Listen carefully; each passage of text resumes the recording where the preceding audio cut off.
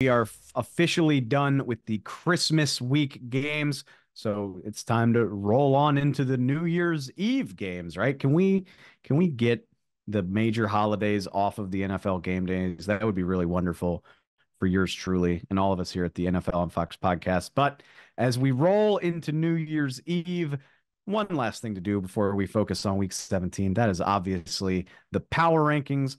Let's take another look at how things stand heading into the final two games of the season. I'm going to keep the trend going, looking at teams that are firmly, we'll call it at least mathematically in the playoff mix. And I'm going to start with a team at number 19 that's up three spots from last week. The Chicago Bears quietly having a renaissance. And I will say it's a little late to be truly in the mix for an NFL playoff spot, but I just want to shout out a team that's won three of the last four and four of the last six. And funnily enough, if not for a handful of late game meltdowns, we could be talking about the Chicago Bears very much as a wild card team. Think about how they let it slip against Denver, against Detroit the first time, and last week's fourth quarter meltdown against the Cleveland Browns. We could be talking about a 9-6 Bears team in a slightly different universe. Alas, that is not our universe. The Bears probably, we'll say it very likely on the outside looking in at the playoffs, but they're in such a good spot compared to where they were in the first half of the season. I don't know what it means for anybody's future there in Chicago, but it felt worth mentioning. Up next, team that I jumped 8 spots up to number 16, the Atlanta Falcons. So maybe a week late, guys, mathematically staying alive with a 29-10 pulverizing of the Indianapolis Colts. Would have liked to see this type of effort against the Carolina Panthers the week before, but they started Taylor Heineke. They got the jolt they needed. No turnovers. I think that's probably the crucial element to this whole thing. But the Falcons at least have a puncher's chance at keeping this alive. They actually go to play the last team, the Chicago Bears, this week. They finish up with the Saints, still in play in the NFC South. But man, you would have liked to see this a week earlier. But it's a performance worth noting to beat the hell out of a playoff contender like the Colts. A very convincing win. All right, sticking in that division, I'm not going to shut up about the Tampa Bay Buccaneers to jump 4 spots up from last week into the top 10. That's what happens when you win 4 games in a row. It's what happens when Baker Mayfield has thrown for 1,000 yards in the last month, 10 touchdowns, 1 interception, just playing wonderfully efficient football. I like this Bucs team. They beat the hell out of the Jags, who are on top of the AFC South.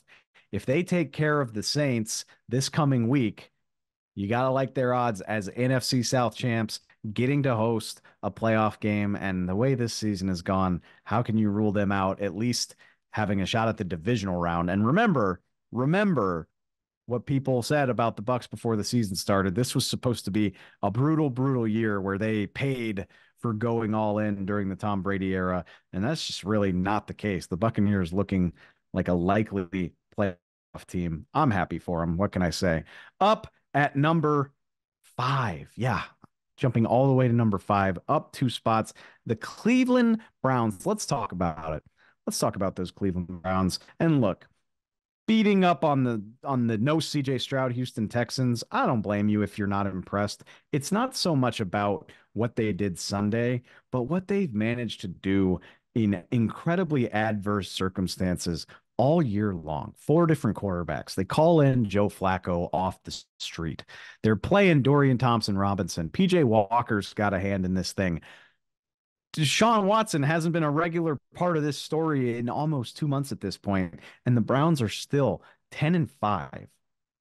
They're going to be favored in both of their last 2 games. They could go 12-5 despite all that turmoil, despite all the injuries that they've faced. By the way, I saw this stat floating around on Christmas. Did you happen to notice the Cleveland Browns have beaten both the Ravens and the 49ers this season? Those two fire-breathing monsters we talk so much about. Browns have managed to get wins against both of them. And that was before Joe Flacco showed up and started dropping 300-yard days on people's heads. This is a dangerous team. That combination of the defense and what Flacco brings to the offense. Amari Cooper clearly catching fire with Joe Cool under center.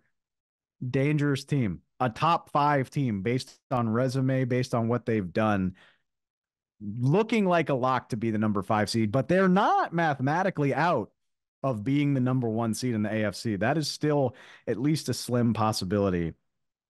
I would have never believed that about this team just a few short months ago. I think they are more than deserving of being a top 5 team. All right, up to number 3, another big winner from Christmas weekend. The Miami Dolphins move up a spot. I've flip-flopped them with the Buffalo Bills. I can't wait for that week 18 showdown. They just had a better week. The Bills struggle against the coachless Chargers, and the Dolphins get a big win against the Dallas Cowboys, and they get a chance to prove themselves even further against the Baltimore Ravens. Miami firmly in the 3 spot. The defense is coming on. We know what the offense can do.